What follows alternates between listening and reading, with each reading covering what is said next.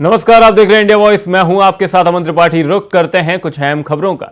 आज वाराणसी के दौरे पर रहने वाले हैं सीएम योगी आदित्यनाथ। इस वक्त की ये बड़ी खबर आपको बता रहे हैं। आज वाराणसी के दौरे पर रहने वाले हैं सीएम योगी आदित्यनाथ। G20 सम्मेलन में सीएम योगी आदित्यनाथ शिरकत करेंगे। वहीं G20 डेलीगेट से सीएम योगी आदित्यनाथ की मुलाकात होने वाली है। वहीं काशी विश्वनाथ और काल भैरव में सीएम योगी आदित्यनाथ दर्शन करते हुए नजर आएंगे। वहीं विकास कार्यों का भी सीएम योगी आदित्यनाथ द्वारा जायजा लिया जाएगा। इस वक्त की बड़ी खबर आपको बता रहे हैं, सीएम योगी आदित्यनाथ आज वाराणसी दौरे पर रहने वाले हैं। इस दौरान G20 डेलीगेट से सीएम योगी आदित्यनाथ की मुलाकात होनी है। वहीं काशी विश्वनाथ और काल भैरव मंदिर में पूजा अर्चना करते हुए सीएम योगी आदित्यनाथ नजर आएंगे। वहीं विकास कार्यों का भी उनके द्वारा जायजा लिया जाएगा।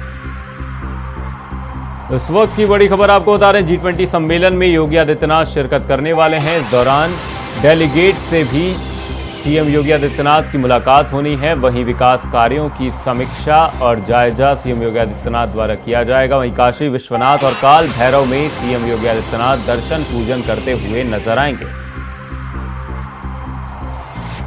इस वक्त की ये खबर आपको बता रहे हैं, आज वाराणसी के दौरे पर रहने वाले हैं सीएम योगी आदित्यनाथ। इस दौरान G20 सम्मेलन में वो शिरकत करते हुए नजर आएंगे। साथ ही G20 डेलीगेट से उनकी मुलाकात तय है। वहीं विकास कार्यों की समीक्षा और जायजा लिया जाएगा। साथ ही काशी विश्वनाथ और काल भैरव मंदिर में सीएम योगी आदित्यनाथ दर्शन पूजन करते हुए नजर आएंगे।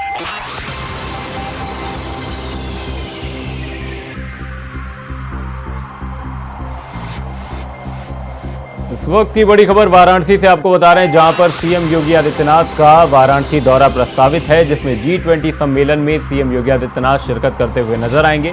इस दौरान G20 डेलीगेट से उनकी मुलाकात होगी। साथ ही काशी विश्वनाथ और काल भैरव मंदिर में वो दर्शन पूजन करते हुए नजर आएंगे। वहीं विकास कार्यों का जायजा उनके द्वारा लिया जाएगा। साथ ही वो समीक्षा करते हुए भी नजर आएंगे। G20 डेलीगेट से कई मुद्दों पर उनकी चर्चा होनी है।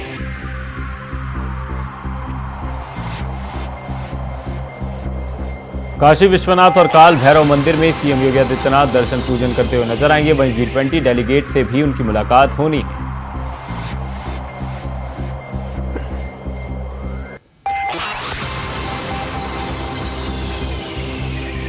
विकास कार्यों का सीएम योगी आदित्यनाथ द्वारा जायजा लिया जाएगा। वहीं आज वाराणसी के दौरे पर रहने वाले सीएम योगी आदित्यनाथ G20 सम्मेलन में शिरकत करने वाले हैं।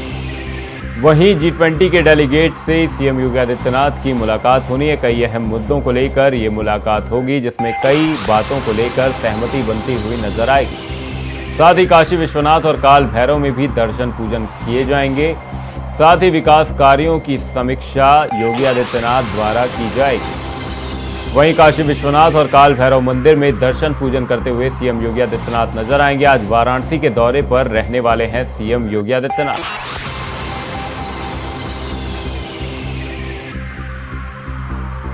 इस दौरान G20 सम्मेलन में सीएम योगी आदित्यनाथ शिरकत करेंगे। काशी विश्वनाथ और काल भैरव मंदिर में सीएम योगी आदित्यनाथ दर्शन पूजन करते हुए नजर आएंगे। वहीं विकास कार्यों का जायजा लेते हुए भी सीएम योगी आदित्यनाथ नजर आने वाले हैं।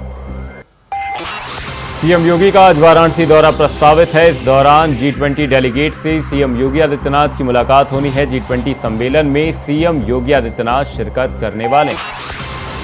इस दौरान G20 डेलीगेट से बातचीत होगी और बातचीत के दौरान कई अहम मुद्दों को लेकर सहमति भी बन सकती है। वहीं G20 डेलीगेट से सीएम योगी आदित्यनाथ की मुलाकात होनी है। विकास कार्यों का जायजा सीएम योगी द्वारा लिया जाएगा। सीएम योगी काशी विश्वनाथ और काल भैरव मंदिर में पूजन करते हुए नजर आएंगे। आज वाराणसी के दौरे पर रहने वाले हैं सीएम योगी आदित्यनाथ। इस वक्त की ये बड़ी खबर आपको बता रहे हैं।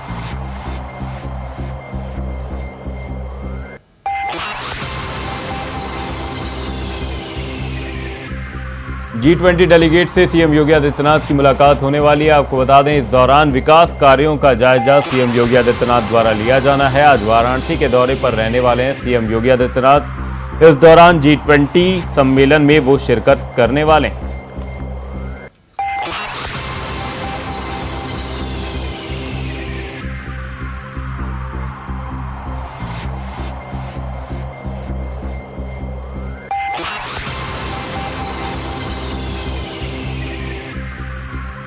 G20 डेलीगेट से सीएम योगी आदित्यनाथ की मुलाकात होने वाली है। आज वाराणसी के दौरे पर रहने वाले हैं सीएम योगी आदित्यनाथ। इस दौरान काशी विश्वनाथ और काल भैरव में दर्शन पूजन करते हुए नजर आएंगे। आज वाराणसी के दौरे पर रहने वाले हैं सीएम योगी। वहीं G20 डेलीगेट से उनकी मुलाकात होनी है। कई मुद्दों को लेकर चर्चा होने वाली है। इसी खबर पर वाराणसी से हमारे संवाददाता विकास चौबे हमारे साथ जुड़े हुए हैं। विकास, मैं आपसे जानना चाहूंगा, सीएम योगी आदित्यनाथ का ये जो वाराणसी दौरा रहने वाला है, इसमें क्या कुछ खास और अहम बातें रहने वाली हैं?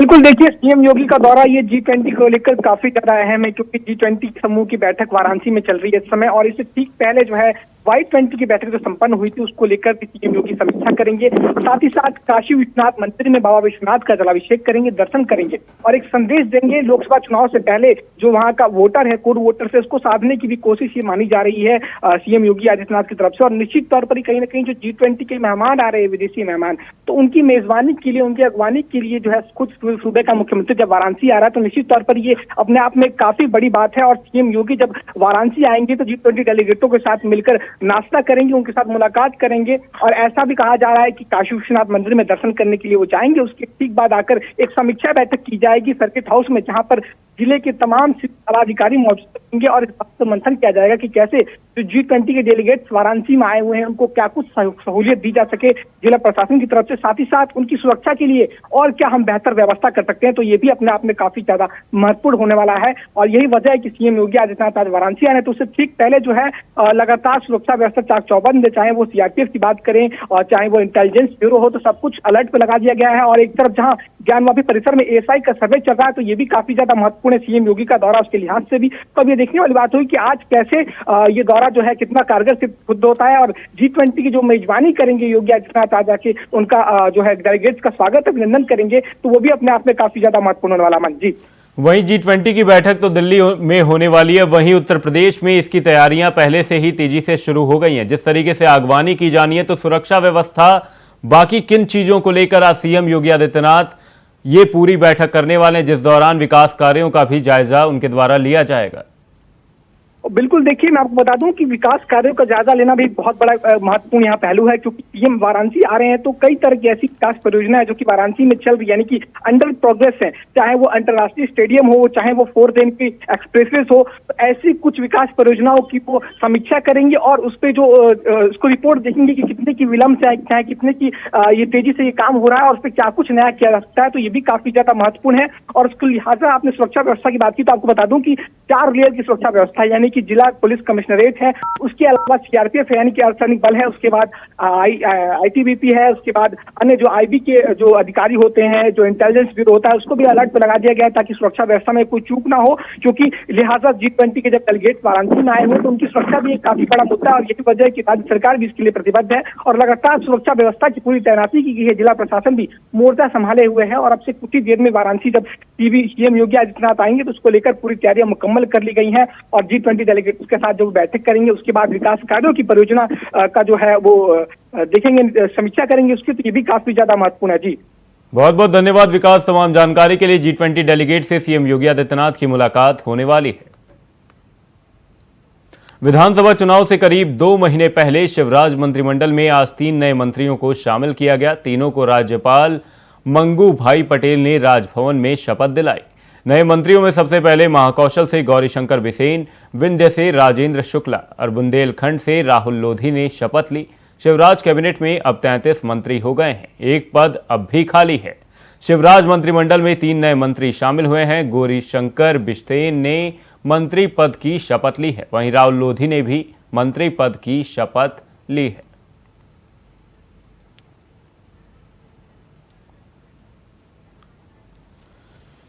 इसी खबर पर हमारे संवाददाता प्रभुदत्त दुबे हमारे साथ जुड़े हुए हैं। प्रभुदत्त, मैं आपसे जानना चाहूंगा, शिवराज मंत्रिमंडल में ये जो अभी हाल फिलहाल में देखा गया कि 2 मंत्रियों ने यहां पर शपथ ली, तो ये क्या कुछ तैयारियां चली, क्योंकि मध्य प्रदेश में आगामी विधानसभा चुनाव प्रस्तावित हैं, क्या इसको लेकर शिवराज सरकार की एक तैयारी पहले से देखी जा रही है, जो 3 नए मंत्री अभी फिलहाल शामिल किए गए हैं?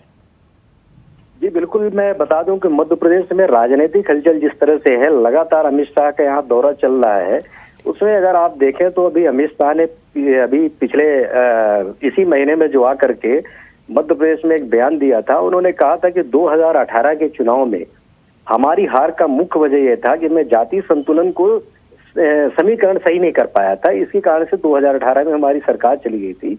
इस बार हम जाति संतुलन के समीकरण को सही करेंगे।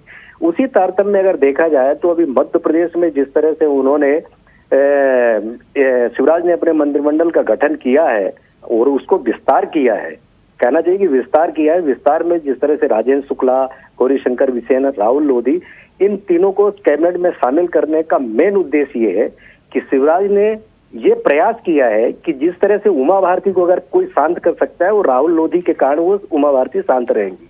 उसी तरह से विंध्य क्षेत्र में ब्राह्मणों की जो जमावट है और ब्राह्मणों को लेकर के उनका एक ये मानना था कि बीच में अभी जैसे सीधी पेशाब कांड आया, इसके तरफ में आदिवासी और ब्राह्मणों के बीच में जिस तरह से झगड़े फसाद पैदा हुए और उसको लेकर के ब्राह्मणों ने अपनी अलग टीम बनाई और सरकार के खिलाफ आक्रोश दिखाया, उसको साधने के लिए राजेंद्र शुक्ला को वहां पर मंत्री बनाया गया है।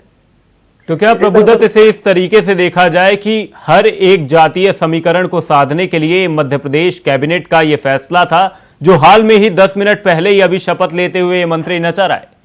बिल्कुल, मैं आपको उसी तरफ बता रहा हूं कि राजनीतिक लोगों को जिस तरह से राजनीतिक जो विश्लेषक हैं उन्होंने ये बताया है, लेकिन आपको इसके पीछे भी जाना होगा। राजनीति के पीछे की जो कड़ी है उसको भी देखना होगा कि मध्य प्रदेश में अभी जब से नए चुनाव की जमावट शुरू हुई, अमित शाह यहाँ पर आए हुए हैं, तो पहले यहाँ के भारतीय जनता पार्टी के कार्यकर्ताओं ने एक चीज साफ मन बना लिया था कि शिवराज का चेहरा अब उनकी पसंद नहीं है। इसके बाद सभी कार्यकर्ता अपने अपने घरों पे बैठ गए थे। लेकिन वर्तमान में जिस तरह से फिर बीडी शर्मा और इनके दोनों के बीच में जिस तरह की बातचीत चली, शिवराज जी और बीडी शर्मा, संस्था और संगठन के बीच में जो असहजता देखने को सामने आई, उसमें से लगातार इस कड़ी को जोड़ने के लिए लगातार प्रयास किए गए हैं। लेकिन उसके बावजूद भी आप अगर देखें तो मध्य प्रदेश में नरेंद्र सिंह तोमर जब से यहाँ समन्वयक बने हैं, संयोजक बने हैं, चुनाव अभियान प्रभारी बने हैं, तो उन्होंने अपनी पुरानी टीम को, तो ये कहा जाए कि 2014 की जो टीम थी उसमें से 102 लोगों को यहाँ पर स्थापित किया गया है नए सिरे से। तो उसमें अगर बीडी शर्मा की बात की जाए तो केवल एक उनका व्यक्ति अभी शामिल किया गया है इस पूरे 102 में, वो है पन्ना का जय कुमार। तो आपको ये बताना चाहूंगा कि मध्य प्रदेश की स्थिति सामान्य नहीं है। भारतीय जनता पार्टी अपने अंतर्कलह को निपटाने के लिए इस तरह की पूरी कवायद कर रही है। तो अब वर्तमान में जिस तरह से देखा जाता है कि भारतीय जनता पार्टी का कार्यकर्ता ये कह रहा है, हमारे जो सूत्र है वो ये बताते हैं कि अगर शिवराज को ही पूरी जिम्मेदारी यहाँ के चुनाव की देनी थी तो 3 साल से शिवराज सिंह चौहान को बाहर क्यों किया गया, दोनों को अलग अलग क्यों दिखाया गया, बीडी शर्मा और शिवराज जी को। अब वर्तमान में जो स्थितियां सामने आपको दिख रही है उसमें से शिवराज जी का चेहरा, एक तरफ तो आप ये कह रहे हैं कि भारतीय जनता पार्टी का कोई चेहरा नहीं होगा चुनाव में, ये अमित शाह जी कह गए कि भारतीय जनता पार्टी का कोई चेहरा नहीं होगा। बहुत बहुत धन्यवाद प्रभुदत्त, तमाम जानकारी के लिए। शिवराज मंत्रिमंडल में 3 नए मंत्री शामिल किए गए हैं। आपको बता दें गौरीशंकर बिसेन ने भी मंत्री पद की शपथ ली है। प्रधानमंत्री नरेंद्र मोदी अपनी 2 देशों की यात्रा खत्म करने के बाद आज शनिवार को स्वदेश लौट आए हैं। वे ग्रीस से सीधे बेंगलुरु पहुंचे हैं और इसरो के कमांड सेंटर में वैज्ञानिकों से मुलाकात की है। पीएम ने इसरो के वैज्ञानिकों को सैल्यूट किया और उन्हें इस मिशन के लिए बधाई दी। पीएम ने कहा कि चंद्रमा के जिस हिस्से पर हमारा चंद्रयान उतरा है, भारत ने उस स्थान के भी नामकरण का फैसला लिया है। जिस स्थान पर चंद्रयान 3 का मून लैंडर उतरा है उस पॉइंट को शिव शक्ति के नाम से जाना जाएगा। और क्या कुछ कहा पीएम मोदी ने, वो सुनिए। 23 अगस्त को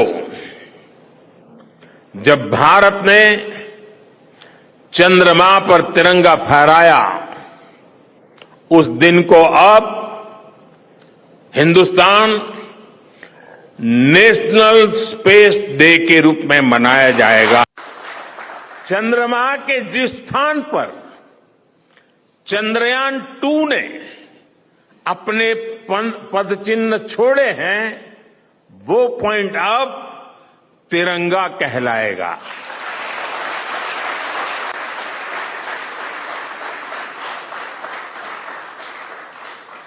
ये तिरंगा पॉइंट भारत के हर प्रयास की प्रेरणा बनेगा।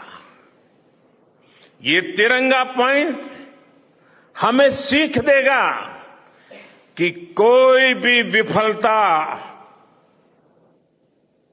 आखिरी नहीं होती। चंद्रयान 3 में देश ने, हमारी महिला वैज्ञानिकों ने, देश की नारी शक्ति ने कितनी बड़ी भूमिका निभाई है। चंद्रमा का शिव शक्ति पॉइंट सदियों तक भारत के इस वैज्ञानिक और दार्शनिक चिंतन का साक्षी बनेगा कि स्पेस मिशंस के टच डाउन पॉइंट को एक नाम दिए जाने की वैज्ञानिक परंपरा है।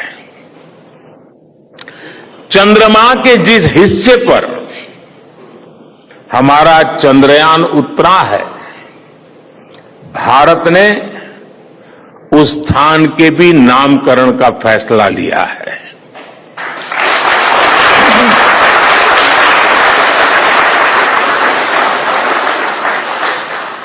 जिस स्थान पर चंद्रयान 3 का मून लैंडर उतरा है, अब उस पॉइंट को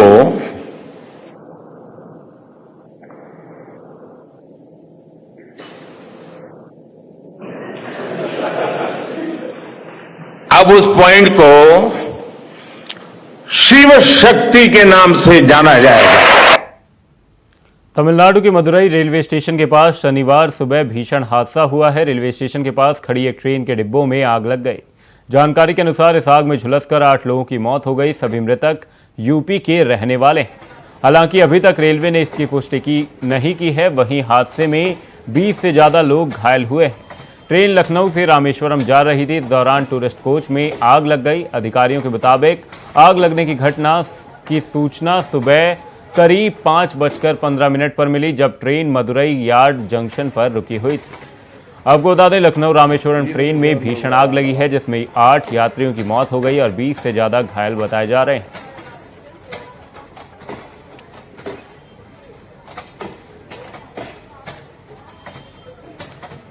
रायबरेली के छोटी फुलवारी गांव से एक वीडियो वायरल हो रहा है, जिसमें मामूली विवाद को लेकर दबंग महिला को पीटते हुए नजर आ रहे हैं। खबर रायबरेली से है, जहां पर दबंगों की दिन दहाड़े दबंगई देखी गई, जहां पर महिला को पीटते हुए वीडियो वायरल हो रहा है। वहीं मामूली विवाद को लेकर पिटाई की गई। मारे दे 1 मिनट रुक जाओ।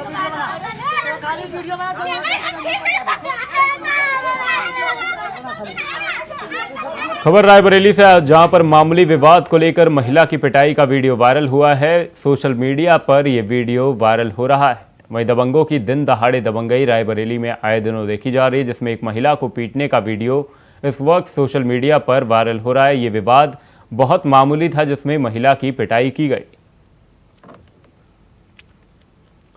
रायबरेली में जमीनी विवाद को लेकर खूनी संघर्ष देखने को मिला। बता दें कि जमीनी विवाद को लेकर भूमाफियाओं ने एक युवक को पीट कर लहूलुहान कर दिया और पुलिस मूक दर्शक बनी रही। फिलहाल पिटाई का वीडियो सोशल मीडिया पर वायरल हो रहा है और पुलिस मामले की जांच में जुटी है।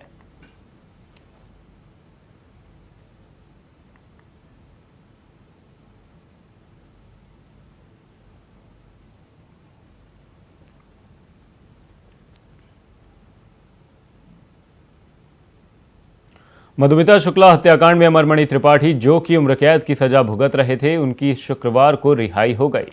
महज 20 साल बाद वो जेल से बाहर आ गए। अब इस पर सियासत शुरू हो गई है। देखिए हमारी एक खास रिपोर्ट। सुप्रीम कोर्ट करता है वो सही करता है, लेकिन गवर्नर साहब से मेरा यही कहना है कि उनके पास भी सारे कागज हैं हमारे, कम से कम वो तो रिहाई पर रोक लगा दे। इतना मेरा निवेदन है माननीय मुख्यमंत्री जी से, गवर्नर साहब से, कि अमरमणि मधुमणि पर रिहाई पर रोक लगा दे, क्योंकि 8 हफ्ते का समय बहुत होता है। अमरमणि ऐसा मास्टरमाइंड है जो 8 हफ्ते में बहुत कुछ मैनेज कर सकता है। हो सकता है मेरी हत्या ही कर दे तो कोई पैरवी करने वाला ही ना बचे। अधिकारियों ने झूठ बोलकर भ्रष्टाचार में वो लिप्त हैं, झूठ बोल करके गलत कागज उन लोगों ने आपको भेजे हैं। जो कागज हमने भेजे ये मेरे कागज नहीं हैं, वो सरकारी कागज हैं जो आयोग से लड़ाई लड़के हमने आरटीआई से प्राप्त किए हैं। वो सरकारी कागज ये बताते हैं कि 2012 से 2023 तक अमरमणि जेल ही नहीं गया। जब जेल ही नहीं गया तो फिर सजा माफी की बात कहाँ से आती है? कौन सा कानून है? मेरी समझ में नहीं आ रहा कि उत्तर प्रदेश में कौन सा कानून चल रहा है। तो आखिरकार अमरमणि की रिहाई की खबर यूपी की सियासत में नया पैगाम लेकर आई है। सुप्रीम कोर्ट के आदेश के बाद अब यूपी की राज्यपाल आनंदीबेन पटेल की अनुमति मिलने पर कवियत्री मधुमिता हत्याकांड के आरोपी पूर्व मंत्री अमरमणि त्रिपाठी की रिहाई हो गई। अब इस पर जमकर सियासत भी हो रही है। विपक्ष सरकार पर सवाल उठा रही है और सरकार इस पर जवाब दे रही है। अभी देखिए, मानिए ये रिहाई के जो जेलों में कार्य के आधार पर, उनके व्यवहार के आधार पर, नीतियों के आधार पर फाइलें चलती हैं और माननीय मुख्यमंत्री जी और राज्यपाल महोदया के निर्देश के बाद ही जब निर्णय उनका होता है, उसके बाद भी निर्णय होता है। तो जैसा भी उनका निर्णय होगा उसके आधार पर आगे कदम बढ़ाया जाएगा। देखिए, ये जिस तरीके का प्रकरण है और ये सरकार बेटी बचाओ बेटी पढ़ाओ का नारा देती है और जो लोग बेटियों की हत्या में बंद हैं, जो सजा याफ्ता है और इतने जघन्य अपराध में शामिल हैं, उनको निश्चित तौर से इस तरीके से छोड़ना मैं समझता हूं कि ये उचित नहीं होगा। और क्योंकि इसका गलत संदेश जाएगा समाज के अंदर, ऐसे लोग जिन्होंने इस तरह की जघन्यतम हत्याएं की हैं, जिसमें जघन्यतम कार्य किया है, और खास करके जो महिलाओं के उसमें लोग रहे हैं, जिनको महिलाओं का सम्मान नहीं किया, निश्चित तौर से ऐसे लोगों को सरकार को छोड़ना चाहिए। इसको नहीं छोड़ना चाहिए, हम लोग इसकी निंदा करते हैं। जिस घटना की जांच सीबीआई ने की थी और वो इतनी चर्चित उत्तर प्रदेश में हत्याकांड की घटना थी, तो ऐसे में इस तरीके से सरकार के द्वारा जो अपराधी हैं, जिनको सीबीआई जांच में अपराधी पाया गया, उनको छोड़ना बिल्कुल न्यायोचित नहीं है। जो समाज में एक डर पैदा कर सकते हैं, समाज में लोगों को प्रभावित कर सकते हैं। और जब मधुमिता शुक्ला की बहन नीति शुक्ला इस बात को कह रही हैं कि सुप्रीम कोर्ट में उन्होंने इस बात को फिर से याचिका की और उसकी सुनवाई है 25 तारीख को, तो ऐसी क्या जल्दी थी?